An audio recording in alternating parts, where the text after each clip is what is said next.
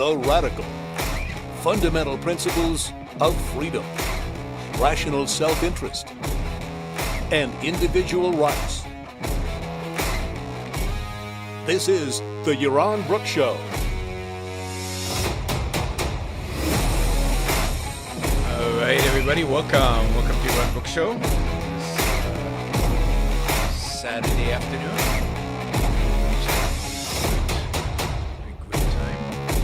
All right, today we're going to talk about one of my favorite politicians, Josh Hawley. I've been talking about Josh Hawley for a couple of years now, warning you about Josh Hawley for a couple of years. Today will be a continuation of that warning. Knock them down when they're starting. Don't wait until they become president, I guess is the rule at the Yaron Brook Show. So go after them right from the beginning. So we'll talk about monopolies, antitrust, all those kind of juicy topics, and in the context of Josh Hawley's attack, not only on Major League Baseball, but also big tech and really all large businesses in the United States. Let's see, a couple of announcements, or one announcement. Later tonight, I will be debating online, should there be welfare, is the question. I'll be debating somebody, I don't know who it is, Mouthy Infidel. I have no idea who Mouthy Infidel is. I don't really care. Hopefully there'll be tons of people watching who don't already agree with me. But you are all invited, even though most of you probably agree with me. You are all invited. But we will be debating tonight at 8 p.m. Should there be welfare? And you can find the debate on Modern Day Debate. Just look under YouTube. It'll be live on YouTube. Modern Day Debate. Right? So modern/day debate. And hopefully you'll come, because my guess is most of the other people who will be there will not be supported. Right? Most of the people there will not be supportive of my position. Trillionaire says, be prepared. The cliched answer to that is, I was born prepared. I wasn't quite born prepared, but I am prepared. I mean, give me a break. I do these kind of debates all the time. I don't think there's anything particularly new under the sun that these guys might come up with. Yes, it's 8 p.m. Eastern Time. Modern Day Debate. The YouTube is already up. You can go to the website there, and you can put it up right now. So it's all already available. Should there be welfare?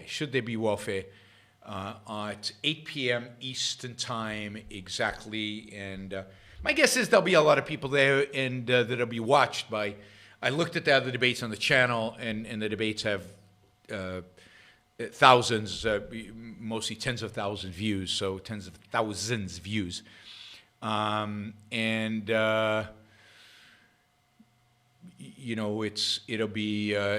should be fun, opening statements, back and forth, some Q&A with I guess from the chat. So we'll basically see how it goes. I've never done one of these for this group, Modern Day Debate, but there seem to be more and more websites dedicated to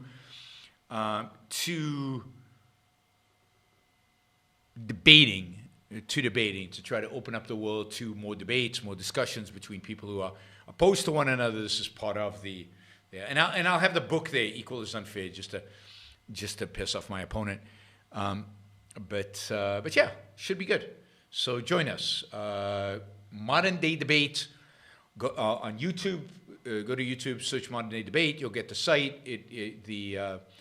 The my debate is listed right there as upcoming, the next upcoming debate. So hope you guys join. I just came back from Austin, Texas, where it seems like half the objectivist movement lives now in Austin, Texas. So that was great. Got to meet a lot of people that haven't seen in a while. So it was great to spend some time in Austin. I was there for a interview with Lex Friedman. Lex has moved to Austin, among the many people who've moved to Austin. Him and Joe Rogan in the podcasting space, they both moved to Austin.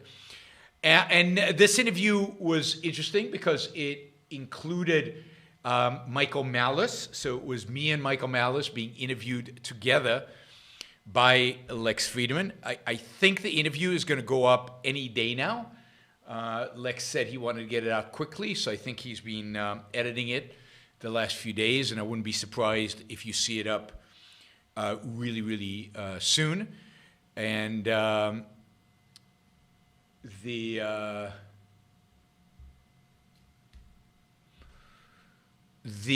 discussion, it wasn't a debate.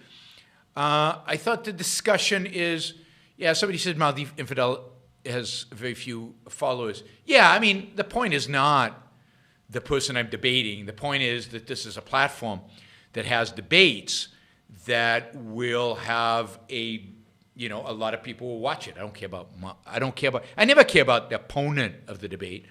I care about the people watching. Michael, you guys will watch the discussion with Michael.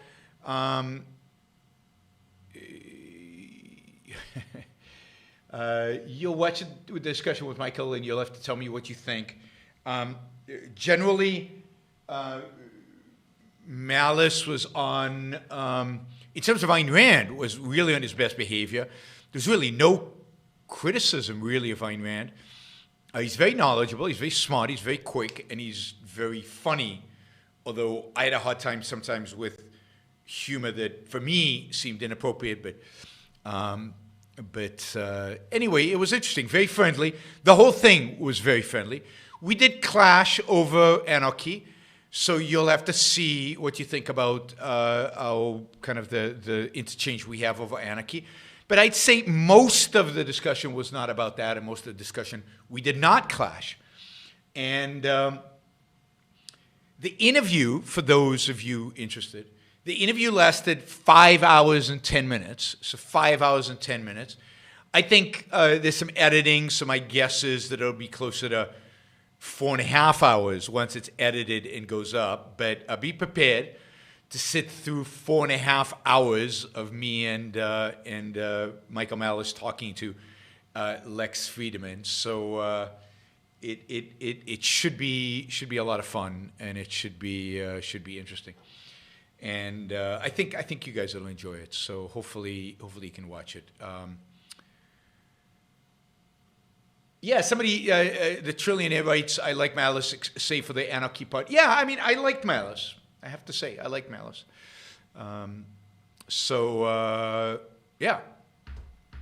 Malice and Iran in the same place, not only in the same place, but 4.5+ hour interviews. So you'll have plenty of time to relish that. It turns out I'd met Michael Malice before. I didn't remember it.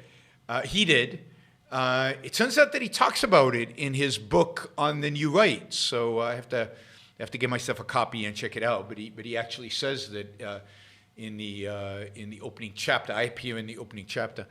So our meeting that we met years ago is in the opening chapter. So that is interesting. All right, those of you who arrived late, at 8 p.m. tonight, I will be doing a debate. The debate will be on should there be welfare. It is open to anybody. It is on YouTube. All you have to do is go to Modern Day Debate, search that on YouTube, and it is the next debate on the channel. It will be with a guy named Mouthy Infidel. I guess there was somebody else that was supposed to debate with me, but I guess he backed out. I don't know. He had a different name. So I don't know who this guy is. But, Ethan. His name is Ethan. Maybe that's who it is. Okay, Ethan, anyway, is the guy I'm debating. And this will be great because there'll be a big audience, mostly of people who disagree with me. So please show up, show some support. Modern Day Debate, 8 p.m. East Coast time. I put the link in the chat. I can put the link in the chat again. If that will help you, I'll put it up again now.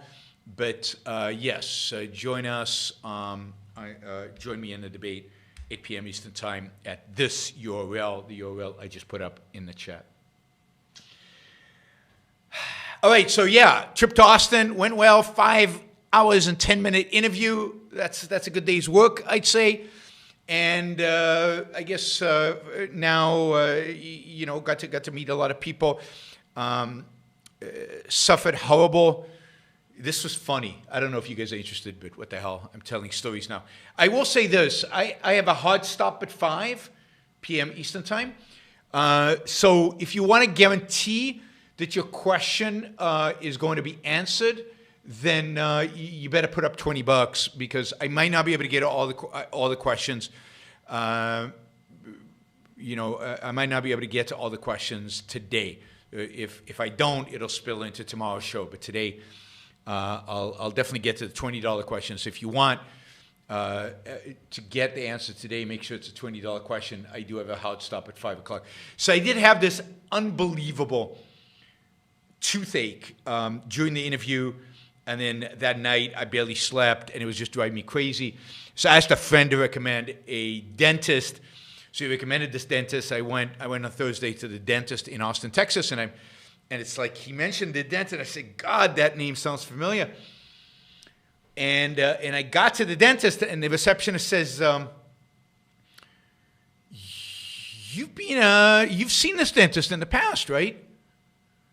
And I said, really? And she said, yeah, a long time ago. And I said, yeah, maybe 30 years ago, 30 plus years ago. And it turned out that I was going to the same dentist I used when I lived in Austin in the late 1980s, early 1990s. And I hadn't seen this dentist in close to 30 years.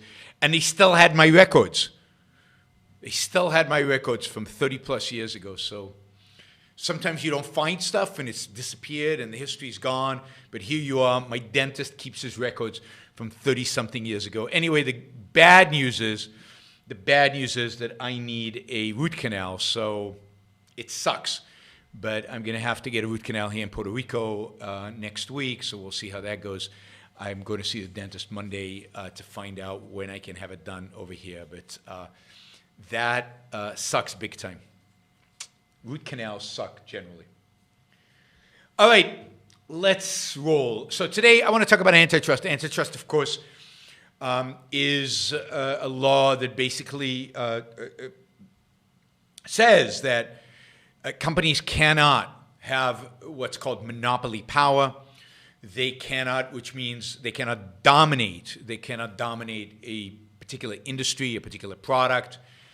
It also prevents companies from colluding with one another, that is, coordinating their efforts. And it generally restricts companies from doing anything that, quote, restricts competition in the space in which they're acting. So companies that grow too big, companies that are too dominant, companies that coordinate with other companies, and companies that products are so good, competition goes away because they can't compete with them. All of those companies are liable to be sued under antitrust laws. Antitrust laws were passed in 1890 by a Republican administration, by a Republican House and Senate, and a Republican president. They were embraced by Teddy Roosevelt, the progressive Republican president, who used them extensively as tools to bust up the so-called robber baron, the trusts, so-called trusts of his time, big business of his time. And they have been embraced on and off by various presidents and various administrations since then. There have been some big cases, like the case against Standard Oil, the case against Alcoa Aluminum, the case against IBM, and of course the case against Microsoft. And right now there are at least 2 antitrust cases against big tech, one against Google and one against Facebook, all based on anti-competitive practices. Now, I will get to an analysis of this, but let me just say that I think that antitrust laws, Ayn Rand thought that antitrust laws, being a law that passed in 1890, was the beginning of the end of American capitalism, was the beginning of the end of free markets. And indeed, antitrust laws are some of the laws that violate, the laws that violate rights, that violate the laws that put central planner, economic planners, government smack in the middle of business, of making business decisions, of making business judgments. One of the other criteria for antitrust is the consumer. You're taking a so-called, quote, advantage of the consumer. And as we'll see, that can incorporate all kinds of activities, like offering a product for free, for example. Well, that's anti-competitive, but there are a lot of things that that limit consumer choices when you give away stuff for free. For example, when you bundle stuff with your main software, then you kind of restrict the ability of consumer to shop and see different products because they're all bundled in your product. You make it more difficult. Yeah, right. Not really. Anyway, lots of things, right? I didn't forget IBM. They don't go after Boeing, even though Boeing clearly is the only commercial aircraft manufacturer in the United States. There are only two in the entire world. They won't go after Boeing. Why? For political reasons, because it is a massive employer, because without Boeing, how could we compete with Airbus? It's kind of a geopolitical thing. But Boeing clearly has, by the government standard, monopolistic power, and yet no way is the government going after them with antitrust. So as we'll see, antitrust becomes a powerful economic tool.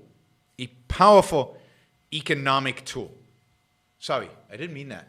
I meant political tool, a powerful political tool. I still haven't recovered from Austin, Texas. I got back yesterday. So, powerful political tool. It's a way to squeeze. It's a way to intimidate. It's a way that, they can use their political power to restrict the economic power of business. All right. So that said, you would expect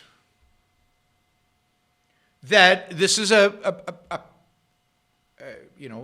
tool, a political tool that would be wielded effectively or not effectively, but we wielded by Democrats. You would expect that this is a tool to be wielded by those people who want to control the economy, those people who want to bring about fascism, socialism, statism in economic affair, who want to control, who want to use political power to manipulate and to dictate economics. And you expect this from the left. But of course, as I said, this is a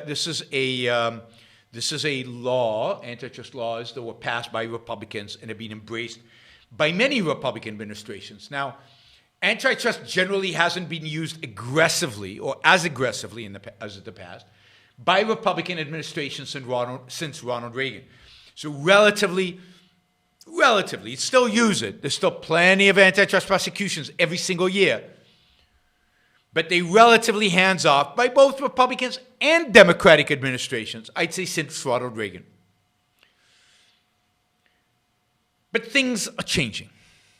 And it clearly seems like both Republicans and Democrats now are eager to revive antitrust in a significant way.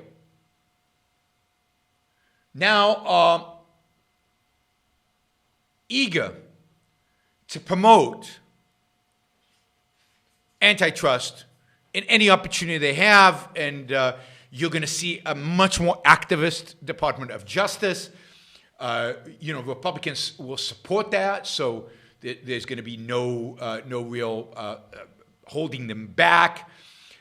You also see Republicans starting to pass bills, or not pass bills, propose bills in Congress that relate to antitrust. And Republicans now view antitrust laws as a way to wield political power against their corporate opponents, the corporations that they think are mistreating Republicans.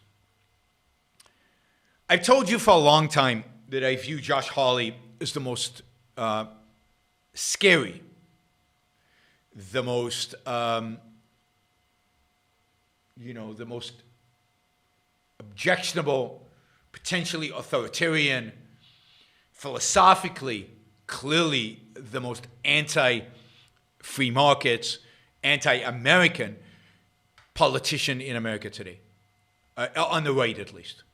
And in many respects, across both political parties.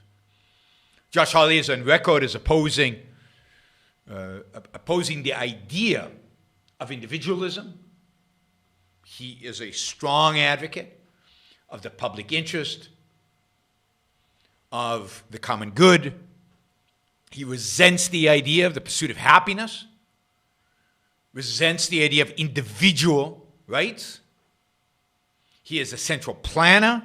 I spoke a few weeks ago about his proposal to basically institute a kind of minimum wage, but that the government would pay for it rather than business pay for it. He is a central planner. He is super, off the charts religious, and without hiding it, embracing it completely, but embracing the morality of religion, the collectivism of religion, more than any other politician, I think, out there. And he's got kind of the looks of a president. He's charismatic. He's really smart, Ivy League education. He's from, I think, Missouri. And Ivy League education. And yeah, this is the guy to watch. This is the guy to be afraid of. This is the guy you really, really, really want to be careful of. This is the guy who has the potential, I think, to dominate Republican politics in the couple of decades to come. He's young. He's young. He's a first-time senator. He's already made a name for himself, super active and super supportive of Trump, but a supporter of Trump's policies, now in a package that is religious, that is, credible, that is, I think, smarter than Trump, that gives you every aspect that could make him presidential, successful. And if he is successful, that's the end of America. That really is. I mean, he is the devil to the founding fathers' America. So I want to show you a short video. I want to show you a short video of a press conference that he and Ted Cruz and Mike Lee. I'm very disappointed in Mike Lee, I have to say. Very, very, very disappointed in Mike Lee. He should know better. But I think he's running for Senate. I think he's up for re-election in 2 years. And it's not that he's afraid of any Democrats. He is worried about a challenge from a Trump-supported, for somebody who is a supporter of Trump in Utah. So I think he's trying to build up his nationalist credentials. Certainly not his conservative credentials, at least not conservatism as it used to be. But, this is conservatism of today. Massive interventions. All right, here we go. So this is Josh Hawley at a press conference about Major League Baseball, but more broadly than just Major League Baseball. This is, I think I showed you a segment of him during CPAC where he said, break them up, something like that. Well, now he's going to repeat this as part of his this press conference. Thank you very much. I think the last few weeks have made something very clear that has always been true in American history, and that is monopoly and liberty do not go together. Define monopoly, Josh. Monopoly and liberty do not go together. So what goes with liberty is more power for the government to decide who's a monopoly, who should be broken up, who should be attacked, who should be reduced. So in order to reduce the power of government, in order to increase liberty, we must give the government more power.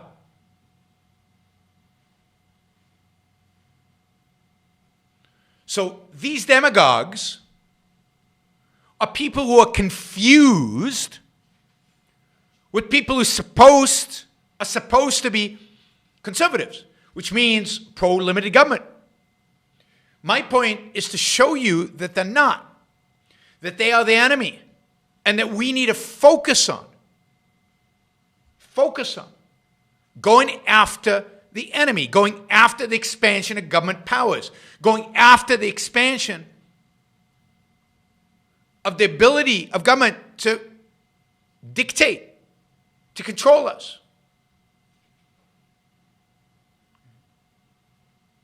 Oh, you're supposed to watch the video. Sorry. Yeah, I tried to deprive you of Josh, but let me go back so you can watch the whole video. You can even see Ted Cruz walking away. Yeah, what allies on the right? Thank you very much. I think the last few weeks have made something very clear that has always been true in American history, and that. So Richard says Republicans does not equal conservative. Okay, this is how Josh is described everywhere. Everywhere.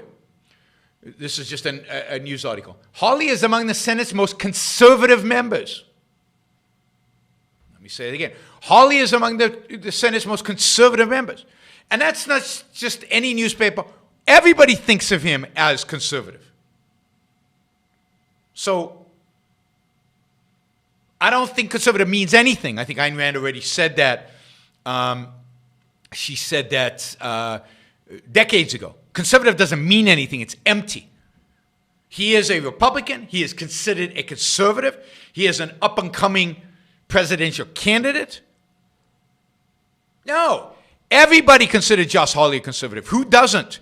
You find me anybody who does politics, anybody engaged in political activism, anybody involved in the conservative movement who doesn't consider Josh Hawley a conservative, and Ted Cruz a conservative, and Senator Lee a conservative. These are conservatives. Or you don't count, Richard. You're nobody, with all due respect. You know, what difference does it make whether you, or for that matter me, I consider them conservatives? What matters is whether conservatives consider them conservatives. Hawley and Tucker and Cruz, these guys are conservatism 2.0, conservatives of the 21st century. These are the central planners that want to, and conserve what? They want to conserve the states, the large state, the all-inclusive state, the power-hungry state. I think the last few weeks have made something very clear that has always been true in American history, and that is monopoly and liberty do not go together. Monopoly is the enemy of the people's freedom. Again, but the government breaking up those monopolies, that's cool with freedom. Using force on successful businesses, that's great with freedom. That's certainly true of Major League Baseball. Major League Baseball has got an exclusion from antitrust laws that it was granted by the Supreme Court in 1920 something, because it's America's sport and because it's Major League Baseball is a cartel. It's collusion, right? All the teams collude. They collude on a variety, on setting the rules of the game, on defining the schedule, on paying salaries, on how to recruit. All of that is dictated by Major League Baseball, even though every club is a private business. All these private businesses collude under the umbrella of Major League Baseball. Now, why is Major League Baseball now disliked by Senator Hawley? Not because they screwed consumers.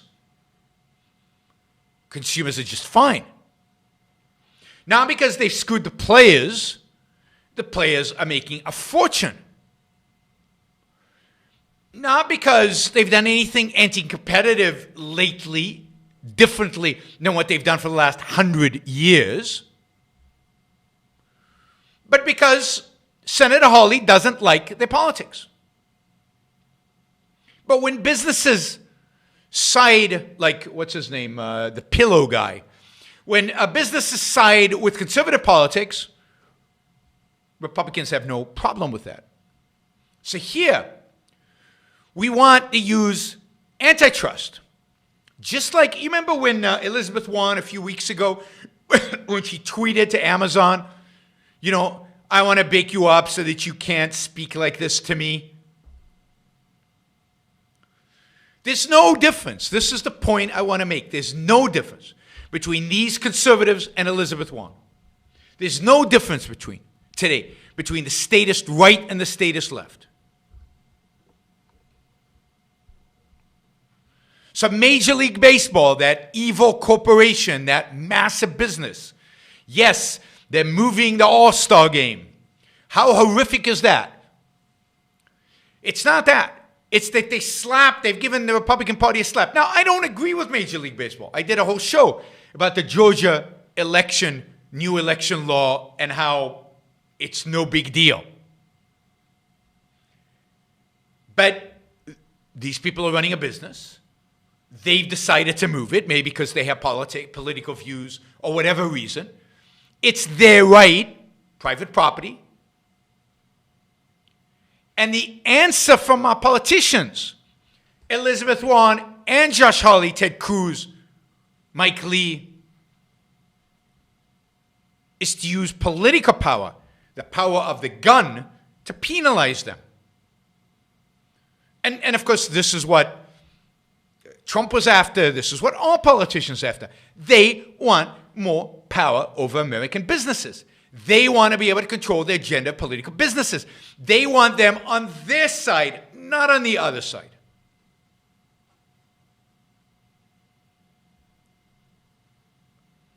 So it's all about power.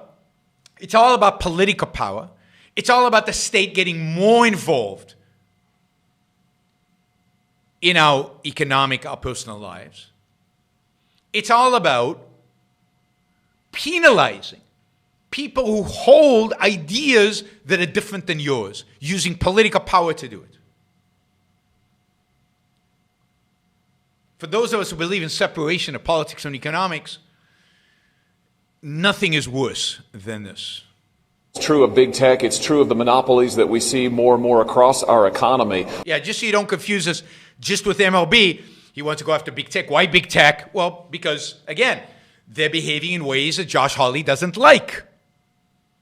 Josh Hawley doesn't like. So he wants to use the power of government to break them up. Again, he's going to be joined by Elizabeth Warren, and the entire left is going to celebrate all of this. There's basically now unanimity across a political world that it's time to break up companies. And it's not just big tech, he just said. It's all companies. Concentrations of economic power. That have concentrations of economic power that he will define. Political power follows. Now, we've seen this before. Now, why does political power follow from economic power? And what is the difference between economic power and political power? Political power is the power of the gun. Political power is the power to coerce. Political power is the power to force. You cannot decide voluntarily, I'm not going to follow the law. I'm not going to deal with government. It is not an option. Political power essentially is about force and coercion. Even good government, even good laws are not optional. Economic power is voluntary. You can walk away. You don't have to buy an Apple. You don't have to use Google. You don't have to use Facebook. You can just not use any of them, or you can use their competitors. Economic power is the power gained through voluntary transactions. It is the power gained through the creation of values and the trading of value for value. That's what generates economic power. In what circumstances does economic power translate into political power? Under what circumstances? Well, only when political power allows the government to intervene in economics, to intervene and disrupt economic transactions, voluntary exchange. When the government can come in and bar voluntary exchange, break up companies, set prices. When government can do that, then as somebody engaged in the activities of the market, I want to try to stop that.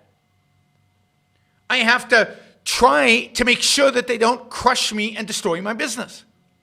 So I have to start getting engaged in politics. And that's what he means by economic power influencing political power. Yes, but that's only because political power has influence over them. If, as my preference would be, we separated political power from economic power, if we separated government from the economy, then there would be no interest. There would be no incentive to lobby. There'd be no reason for economic power to try to influence political power.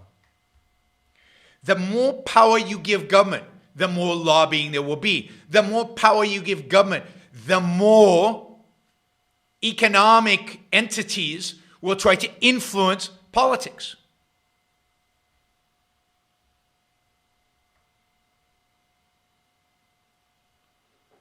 So, proposing to increase the power of government, proposing to increase the role of government, proposing to increase government intervention in the economy,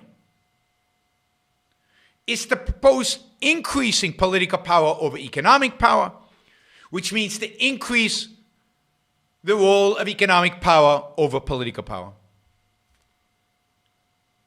As long as they're not separate, as long as one has influence over the other will have influence over it.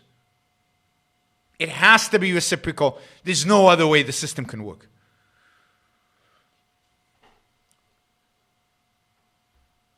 So, yeah, Hawley, you're going to get more lobbying, more economic interest trying to influence politics than less.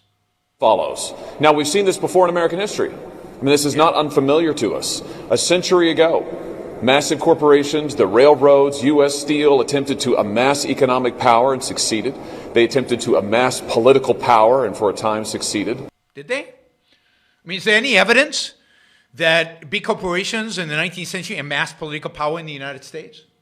They clearly amassed economic power, but he neglects to tell us how did they amass economic power?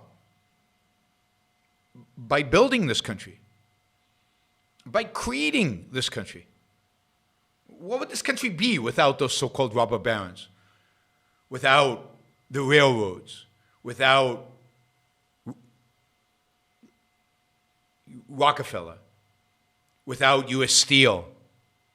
Without all those businesses who amassed, oh my God, economic power. How did they amass it?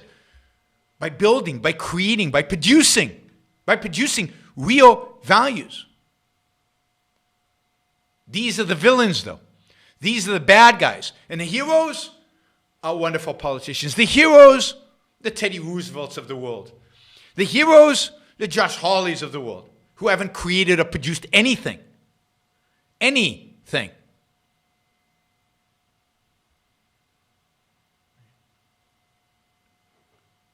Yet they will decide who is too successful, too big, creating too much value, producing too many things, and therefore has too much economic power.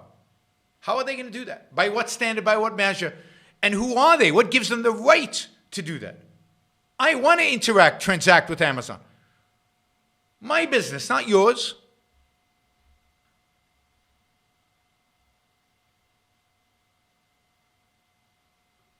And we know what the solution to that is. The solution is you break them up.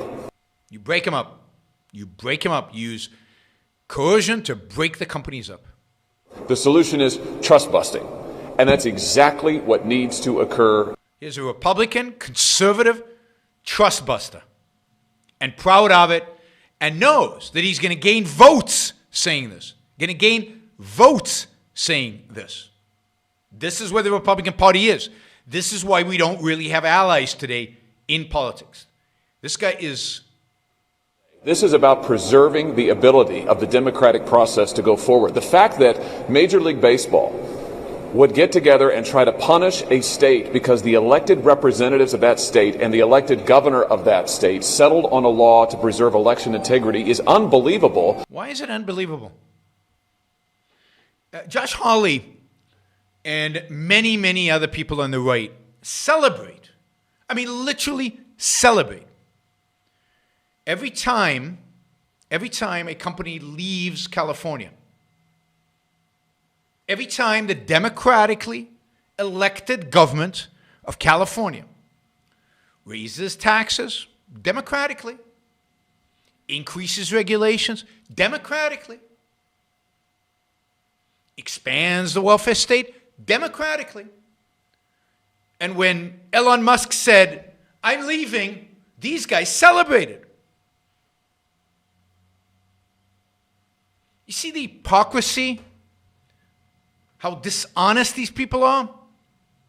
But it's when it's a law that they oppose, nobody is allowed to leave. You really do think, you guys really do think that that wall on our southern border is built to prevent people from coming in. You better watch it with people like Josh Hawley, because that wall will come in handy when they want to limit our ability to leave. How dare you leave America after everything America's invested in you? How dare you leave America after all the goodies you've gotten in America? They say that to corporations. They say that to businesses all the time.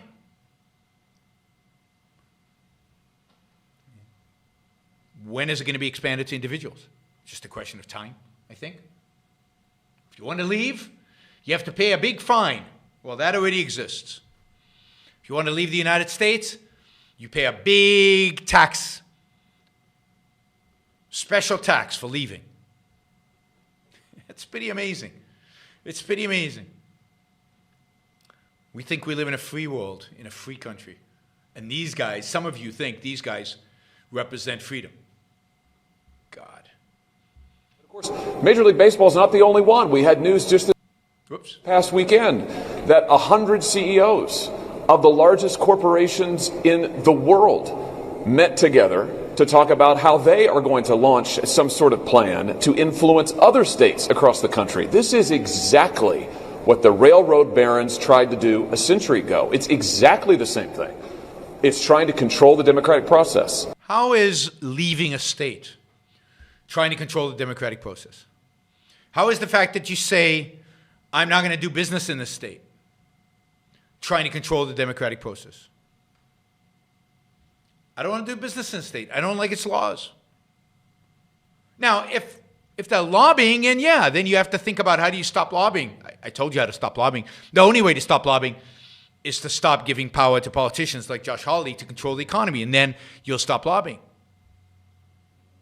But this idea that if I don't want to do business in your state, that is me trying to impact the democratic process. I wonder if he says that about California.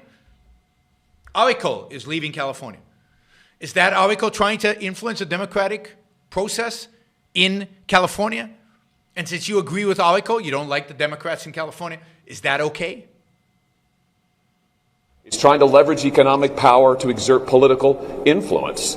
It's trying to push forward a particular political and ideological agenda. Yeah, just like you do. The answer to this now is the same as the answer a century ago. You got to break them up. So it's time for a new round of trust busting in the United States. Major League Baseball is a great place to start. This is why I support Senator Lee's legislation. Proud to join him and Senator Cruz on it. It's time that we sent a clear signal that, first of all, there shouldn't be these dramatic carve-outs in our antitrust laws, like the one the Supreme Court made up for Major League Baseball. And it's also time that we sent the signal that no corporation is above the law, that no corporation should be able to be a power in a state unto itself, whether... Which corporation is a power in a state unto itself? The difference is, and this is where it's confusing economic and political power, corporations cannot be a power in a state on their own because they cannot wield political power. They cannot coerce, they cannot force. Only you can, Senator Hawley, because you have political power. As big as Google is, as big as Apple is, as big as Major League Baseball is, they don't wield political power. You do. You're the ones, all of us, should be worried about and trying to restrain your power, because you're the one who actually wields a sword.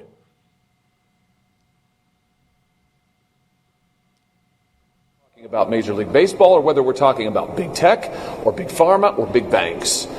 There you go. It's not just big tech. For those of you who think this is all about big tech, it's big pharma. He's opposed to big pharma because there's not enough competition in pharmaceuticals. Not enough competition. None of those biotech companies, they don't exist. They don't,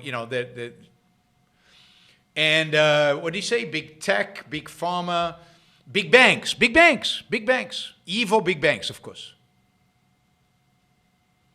Can't allow those evil big banks. These corporations exist to serve our democracy, the people of the United States, and ultimately competition. Companies do not exist to serve the United States of America, its people, and they certainly do not exist to serve competition. Every business is trying to accumulate, every business, no matter how small, is trying to accumulate economic power. Every business is trying to beat its competition. It's trying to gain market share. It's trying to gain profitability.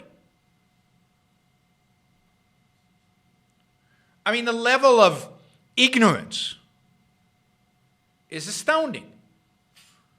And I think it's particularly shocking of Ted Cruz and Mike Lee, who I thought knew better, and I think do know better. But you see, this is the thing. They know where the Republican Party is. They know where the votes are in the post-Trump era. And the votes are not in free markets. The votes are not in the Constitution. The votes are not with the Founding Fathers. The votes are with a populist, anti-corporation, anti-success, anti-voluntary transaction and trade, nationalistic, central planning American government. That's where the votes are. And that's what we get. That's what we get.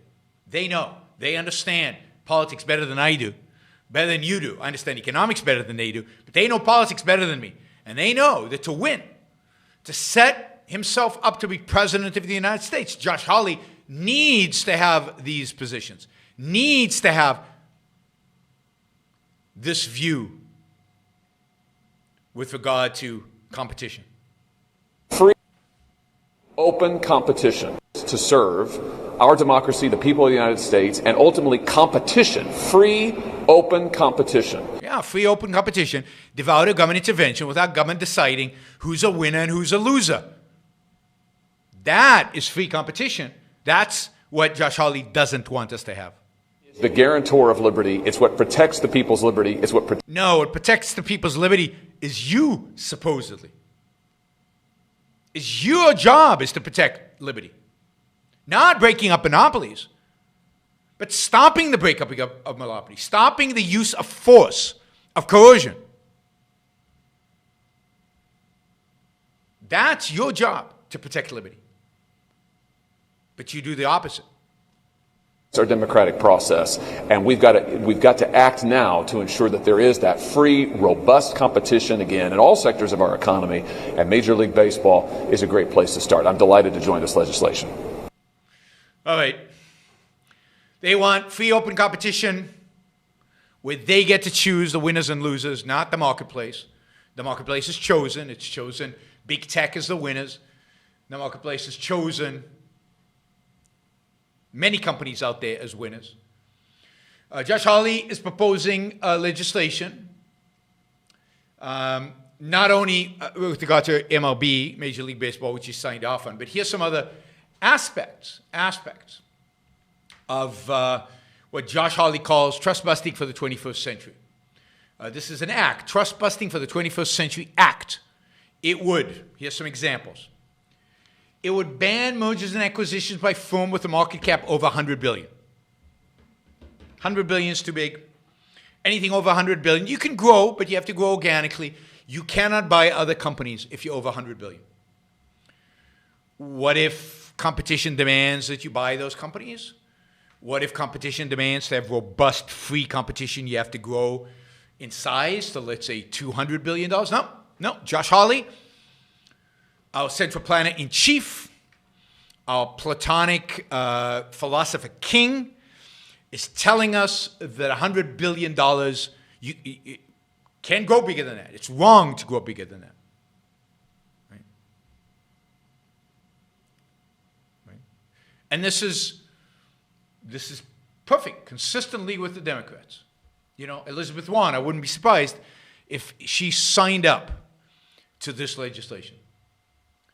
They want to lower the threshold for prosecution under existing federal antitrust laws, replacing the prevalent, quote, consumer harm standard with one that emphasizes, quote, the protection of competition. So consumer harm is so difficult. You know, it's difficult to prove that Google harms the consumer when it gives its product for free. But if you give the product for free, you're hurting competition. Because who can compete with a free product?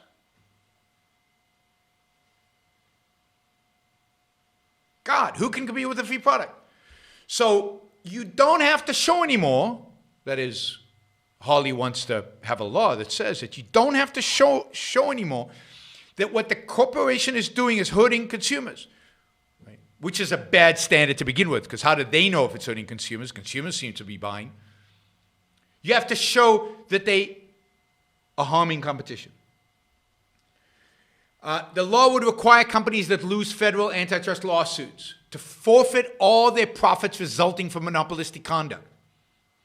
So the penalty would be you lose everything you've made in your history that is defined as monopolistic conduct. Who defines that? The judge, the jury, the government.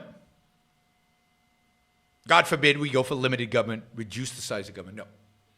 Give the Federal Trade Commission new power to designate and regulate dominant digital firms in different online markets.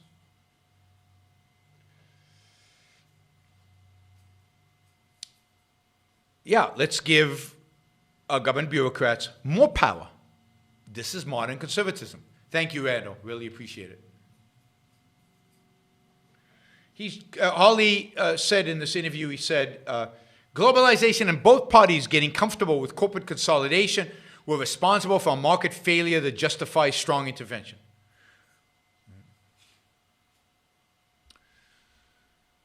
So the mantra of modern conservatism is trust busting, break them up, more government intervention in the economy, more government involvement.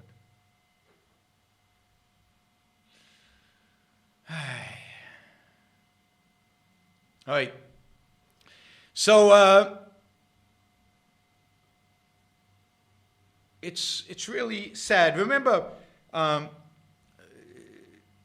talk a little bit. I mean, think about what it means to grow big in business. How you achieve size. You achieve size by being successful.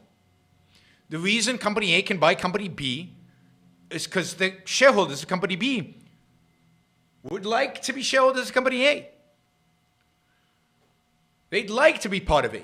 And A can afford to pay B a premium over their stock price because A is more successful and believe that the combination can be even more successful. Now, many mergers fail. And it turns out that the combined entity doesn't work that well. But then it's simple. The market takes care of it. The market penalizes them. Some mergers are good. Many mergers are bad. But who can tell in advance? A bunch of bureaucrats at the Federal Trade Commission? The market's pretty good at it. Why don't we just leave it to the market? Why do we care? What interest is this for us? But again, this is about political power. This is not about economics. Microsoft got attacked for offering a product for free. Google is being attacked for offering a product for free. IBM was attacked for dominating an industry, mainframes, even though at the time There was a company called Digital making mid-sized computers, not quite as big as mainframes. And it was growing steadily. And of course, ultimately, mainframes were driven out of business by PCs.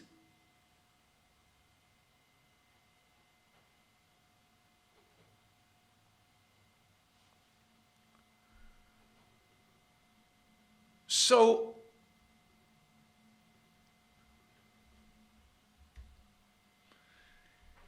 Standard Oil was sued for antitrust.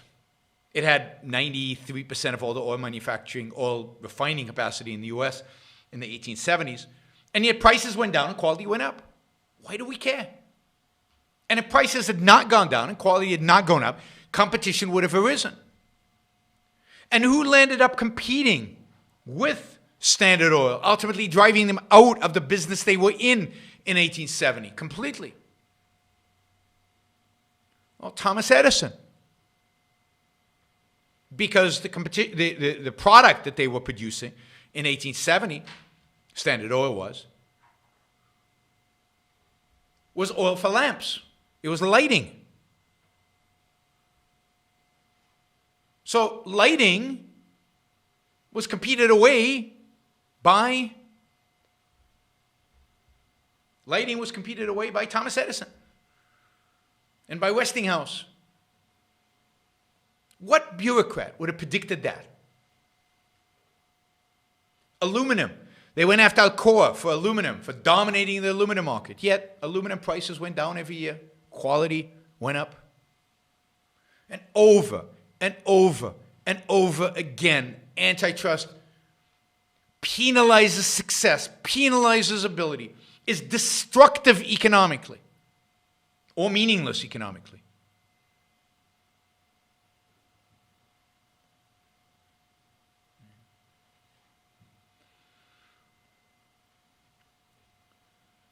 Now, somebody says I should be criticizing the Biden administration instead of going after Hawley. But this is the Biden administration. Biden administration agrees with everything here. And while this particular legislation might not pass, similar legislation will pass. That legislation would be backed by people like Josh Hawley. And my job here is to warn you about the future. I can't influence legislation today. There's nothing I can say today that's going to change what happens in Washington, D.C. There's nothing I can say today that's going to unelect Joe Biden or that's going to make it impossible for him to pass the laws he wants. That's politics. They'll do what they want. My job is to warn you about the future. And to the extent that the future of the Republican Party is Josh Hawley, I'm warning you about the future of the Republican Party. To the extent that Josh Hawley is a rising star, the rising star in the Republican Party, I'm warning you about the rising star in the Republican Party. And to the extent that these antitrust arguments are shared by Democrats and Republicans, this is something to fight against, right?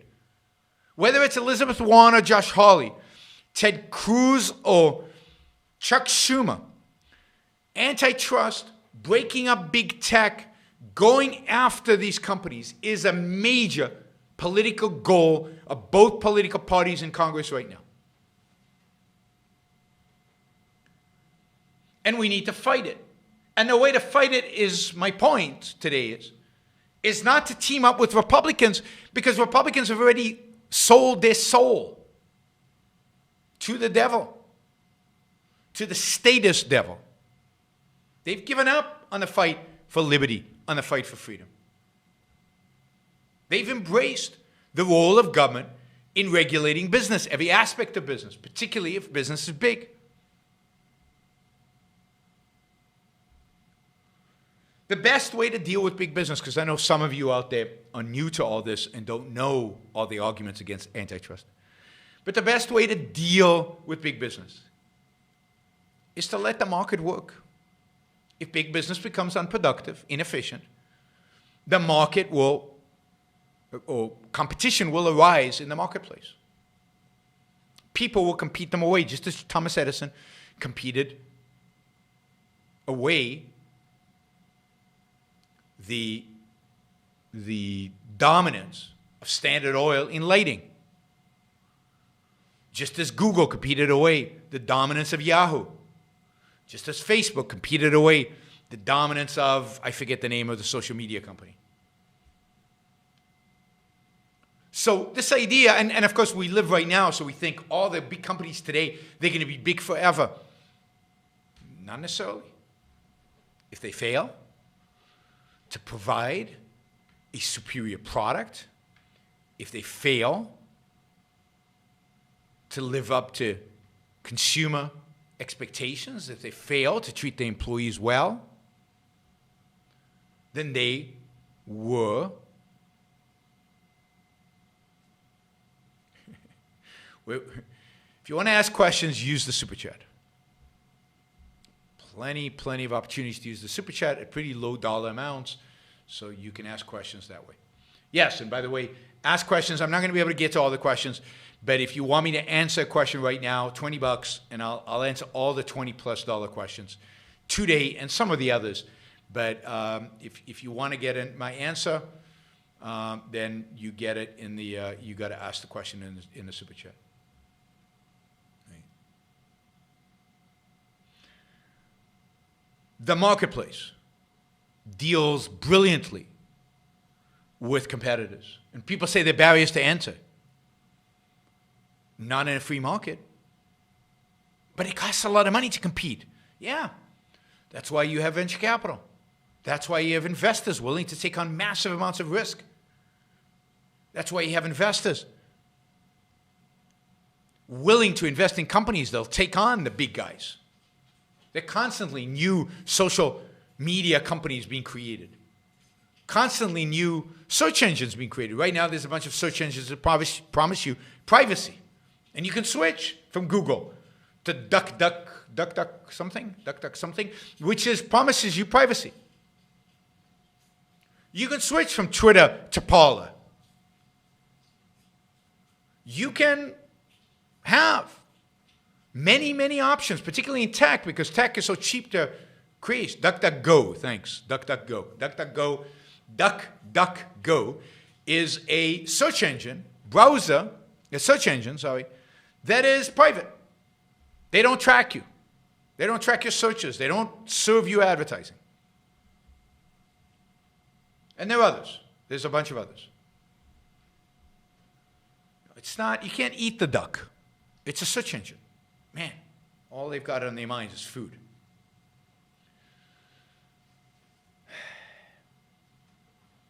If a company grows large enough so that it abuses its power vis-a-vis consumers, the market deals with that. Market is unbelievably efficient. Now, it might take longer than you would like. It might not happen with the speed that you would prefer. And the product that replaces it might not be the product you prefer, but that's freedom. Government has no role in the economy. And in a true free market, there is no such thing as monopolies. The real danger are monopolies that government sanctions, that government protects. Indeed, that's where the word comes from. Monopoly was monopoly power granted to a business by government to dominate a field where no competition was allowed, where government prohibited competition. The East India Company, for example, was a monopoly that the government granted. And nobody else was allowed to deal with East India trade other than this company. That was in Great Britain. It was actually granted by the king. That's a monopoly to fear. Generally, government involvement in the economy, government choosing winners and losers, government dictating the terms of trade, that's what we should be fearing.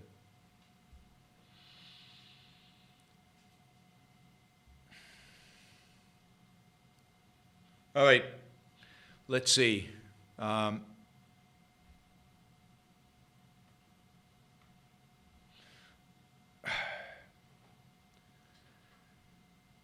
Let us see. All right, just a few reminders. Like the show before you leave. We got 76 likes on 126 viewers. That should be over 100. So please like before you leave, if you like the show.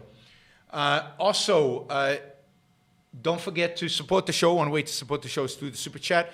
that'd be great. You can do that easily through Super Chat and provide for the continuity of the show. If you benefit from the show, value for value, you can also support the show at YaronBrookShow.com/support, Patreon, Subscribestar, and Locals. I will be doing a debate tonight online on YouTube, available to anybody who's interested in watching. It'll be on the YouTube channel, Modern Day Debate. Modern Day Debate. Right?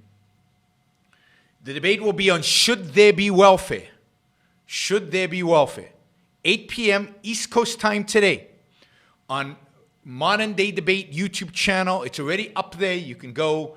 That show, for example, already has 24 likes. Hasn't even started. It's not going to start for another 3 hours, but it's got 24 likes. Go over there, get yourself set up, get a glass of wine, and watch the debate at 8 p.m. East Coast time today. There'll be a lot of leftists on there, so come help me out on the chat and go after them. So this is outreach to a leftist audience, try to bring some people over to our side. Should there be welfare? How would you deal with the debate on should there be welfare? That should be, it should be interesting and hopefully fun. Hopefully fun. So don't forget to do that. It's another hour and a half of Yaron at 8 p.m. East Coast time. Tomorrow, the show will be, I think, at 3 p.m. Yes, at 3 p.m. tomorrow, there'll be another Yaron Brook show here. Same place, same time. And I'll see you there. Okay, let's jump into the Super Chat questions. If you're going to ask a Super Chat question and you want it to be answered, it has to be $20 or above. So, because I've got a hard stop at 5 o'clock. So jump in and do that. All right, first question. I'm not sure this is a question. There should be welfare created by those who are actually competent to create it, free private entrepreneurs. Yeah, I don't think I would call it welfare. It's called charity. It's voluntary. And so there should be a safety net, a voluntary safety net. Will you benefit from Super Chats tonight? No, I don't get the Super Chats. I haven't been paid to do this. If you want to support my debate tonight, then you can do it right now on Super Chat right here. Right. So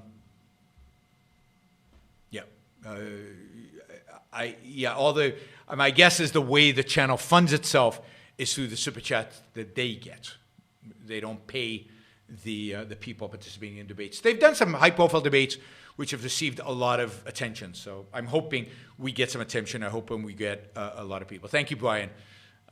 Really appreciate that.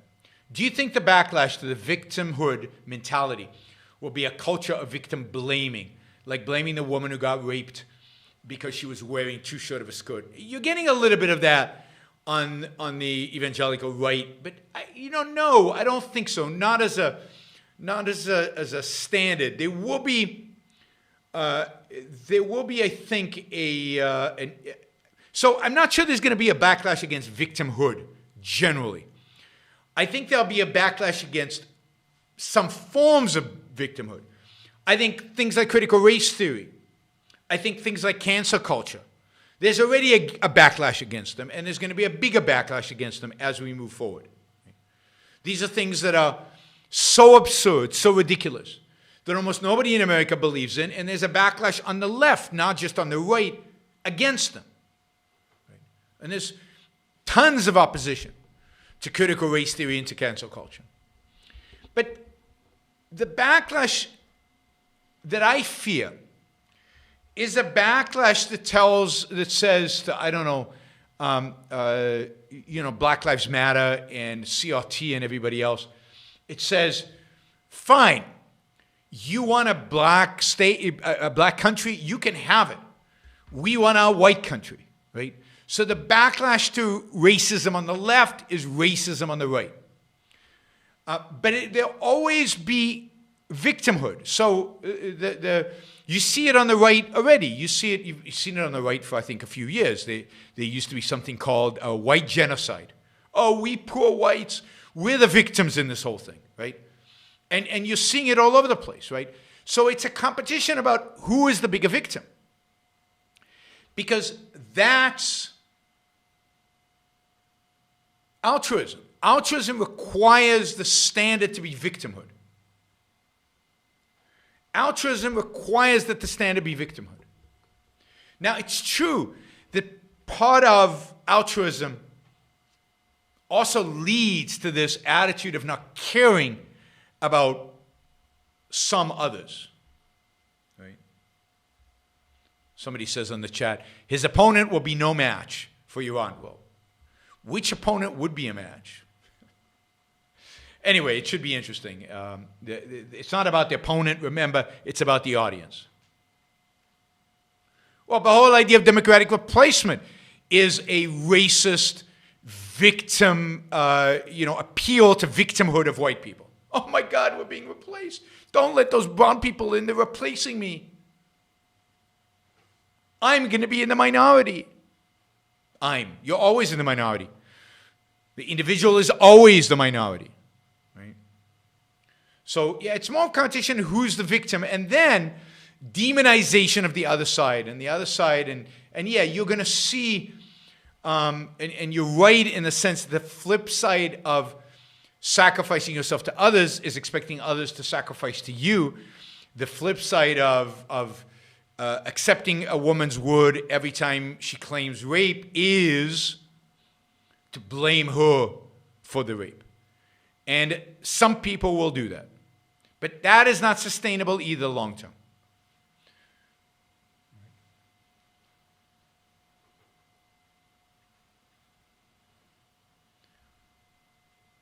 So, altruism is what undermines all these things, and how altruism exactly evolves and how altruism exactly manifests itself in any particular time is hard to tell. One thing we know is without rejecting altruism, you won't get a proper attitude towards these cultural, social issues.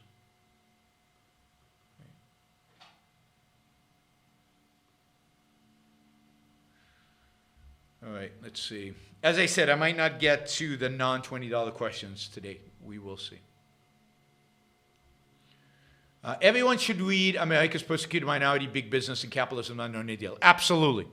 Absolutely. It was Ayn Rand's final lecture. You can see it actually online on YouTube. Just put Ayn Rand, Persecuted Minority, and you'll see her defense of big business.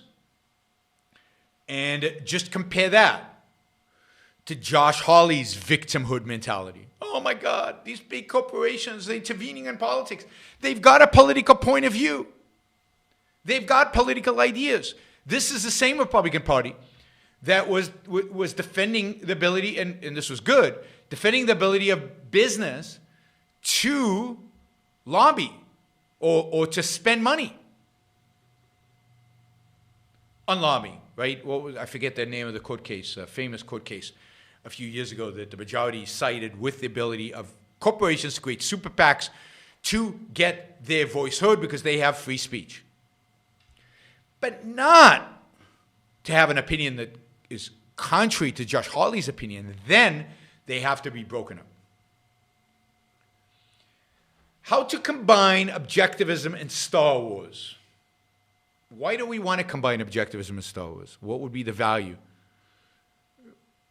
Instead of training to be a Jedi, then going bad for 20 years before finally throwing the Emperor to his death, the hero starts a strike of the minds of the Empire. I call it Anakin Shrugged.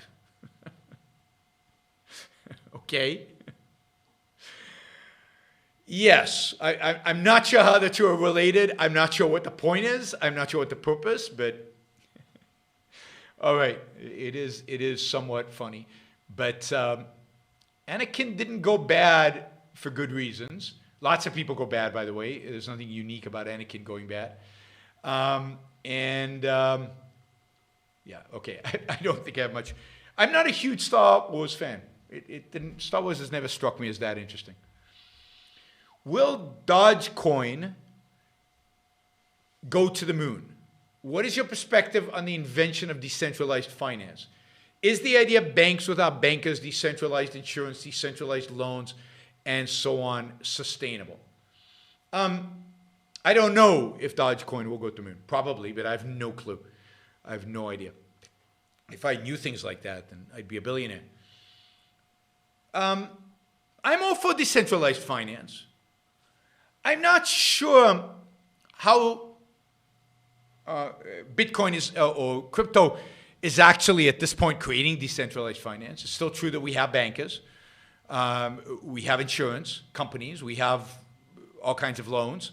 They are parts of the lending market that are peer-to-peer and other platforms that allow for lending, but they're tiny as compared to the number of loans that a bank provides. I'm for competition. I'm for letting all these things happen and see which one wins. Some things, some loans, some activities can be done without a middleman. Some, I think, require middlemen. Insurance is tricky and risky without some expertise in actuarial science. A lot of people going into insurance without knowing what they're doing will generate a lot of losses for those who are selling the insurance. The same with loans. If you start giving out loans and you don't know how to estimate and evaluate credit risk, you're going to get yourself and other people in trouble. So bankers provide a real value. Insurance companies provide a real value. The value is a risk assessment. Now, the idea is that the blockchain can replace them, but I'm not sure how that works exactly. Whose risk assessment gets taken into account? Is it kind of a democratic process where anybody who wants to what extent does that mean they're knowledgeable? I'm a big believer in experts and in non-egalitarian mechanisms. And I'm not sure that insurance and loans should be one person, one vote, or even dollar amounts. Now, I have no problem letting those markets develop and seeing if they work or they don't. If they work or they don't. But I'm still you could. There's a lot of loans that are done just analytically, just off of an algorithm, and the same with insurance. You put in a few variables. The model, the algorithm gives you a risk rating, and then people can invest. In a sense, can sell you insurance based on that through through a blockchain or some other mechanism. I have no problem with that. I think that would be, in many cases, that would be better than some of the insurance that's being sold today. You could do some of that in loans, but to what extent is that valuable? Somebody says home insurance is like that, but so should. Life insurance should be easy, relatively like that. You get a physical, here are the parameters, here's the risk, here's the life expectancy, here's the cost of insurance. It's pretty straightforward. It's all an algorithm.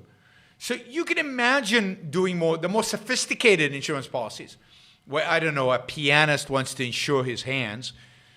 You could probably create an algorithm for that, customized algorithm for things like that. So, yeah, I could see that happening over time. Would it be a superior product? Would it be a superior product to the product that a banker offers, an insurance company offers? I'm not sure. But that's the beauty of markets. We'll find out. Right? The problem is, central planners, regulated, the Josh Hawleys of the world would like to decide for us. No, we don't trust algorithms. We need human beings. Regulated human beings. We need government involvement. What if the algorithm grows too big and gains monopoly power?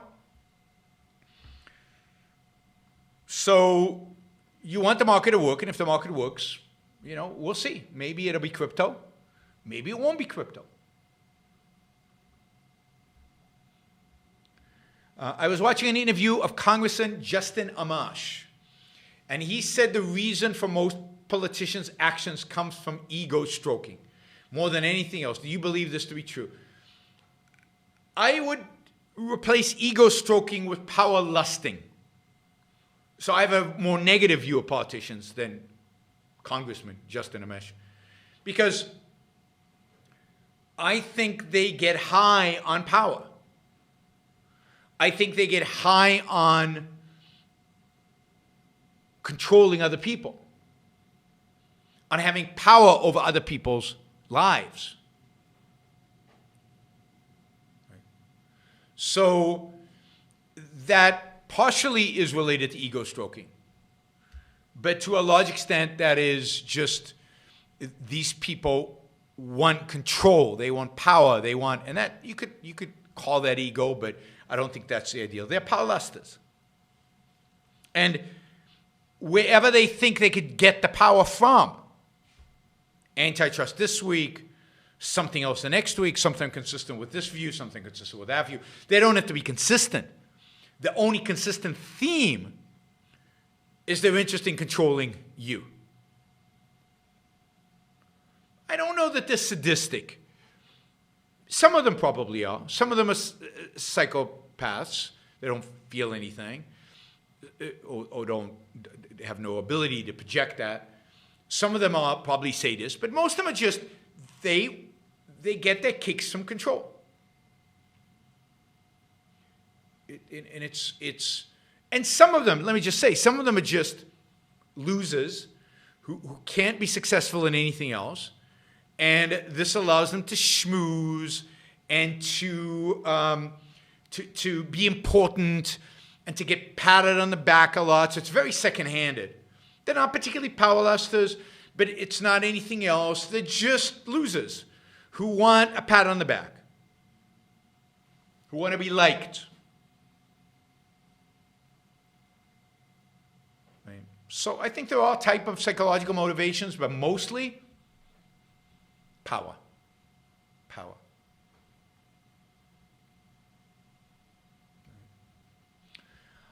I find a lot of people confuse objectivism with survival of the fittest. Is this hurting our movement? Yes, I think to the extent that these people have that confusion, it hurts the movement. There's nothing in objectivism that supports that view. We're not about survival of the fittest in the Darwinian sense, which means the unfit don't survive. And it's not, it's not clear what fit, survival of the fittest, what does fit mean in this context? And I do think it hurts because it makes us seem that we don't care about other human beings and that we're willing. It's why in the National Review they wrote about Atlas Shrugged, to the gas chambers go. The idea is, if you're not fit, you should be killed. And they attribute that to I think objectivism should be viewed as the survival of the moral, which means the survival of the rational, the survival of the thinking. But it's not the survival. It should be the flourishing of the rational, the flourishing of the moral, the flourishing of the productive. It's not about some surviving and some not surviving. It's about living a human life, which I think the best way to capture is through a concept like flourishing, whether it's exact word flourishing or something else.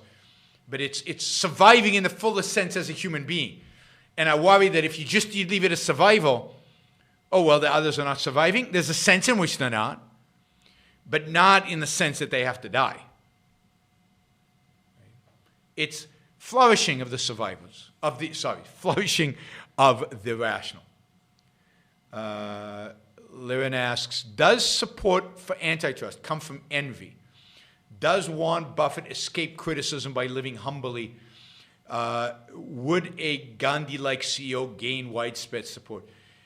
Good questions. I think antitrust comes from, among the general population, comes mostly from envy. From ignorance. Ignorance is a big part of it. People are ignorant of economics. They're ignorant of why a company gains size and gains success. Some of them are envious. For politicians, I think it comes from power, from wanting power over others, wanting power over the powerful, right? CEOs, big business, powerful economically. I want to have power over those. That really gets me going, right? So it really is envy and ignorance, but much more fundamentally, the power, the people who actually wield power in terms of antitrust, for them, it's about control and it's about power. Would a Gandhi-like CEO gain widespread support? I think so. I think generally, particularly if they stayed relatively poor, they made a lot of money, but they gave it all away. they didn't invest it. They gave it away immediately. It wasn't like, when I die, I'll give you all my money. I'll give you all my money right now. Yeah, I think it's primarily, I think that CEOs who project a cool, altruistic, non-profit-seeking, non-greedy, in quotes, image are the ones that are most popular, most successful out there in the world. They gain the support of the masses, if you will. Right? They gain the most support. So he says, I think you once said that baseball is the true American game. Please explain if you can. Yeah, I mean, I like baseball. I think it's very American in the sense that it's the most individualistic of sports. While it's a team sport, the senses in which it's not. There's a pitcher on the mound. There's a batter. It's a conflict between the two of them. And it's slow and methodical and thoughtful. It's a very psychological sport. It's not pure athleticism. There's the pressure of standing with a bat and having to hit a little ball. You're not, it's very different than if you're running and the adrenaline is kicking in. You have to stand still and let the adrenaline do its thing. So it's a very much a sport about control. It's very much a sport about the mind, about controlling your emotions, and really playing through the excitement. So it's very much about controlling yourself. But what I like about it, to a large extent, is the one-on-one aspect of it. That it's very much, bottom of the ninth, 2 out, bases loaded, the pitcher comes out, and it's thrilling, and it's exciting, and it's every pitch is a new drama. And the whole drama of the personality of the pitcher and the batter, the exchange between them, the different balls, the batter trying to guess what the pitcher is, the pitcher trying to outguess the batter. All of that is very psychological, very intense, very lonely, very individualistic, in my view. It's the individual one against one, very slow. So you don't just, again, get caught up in the adrenaline. It requires real psychological strength as an individual. That's why I think it's the American game.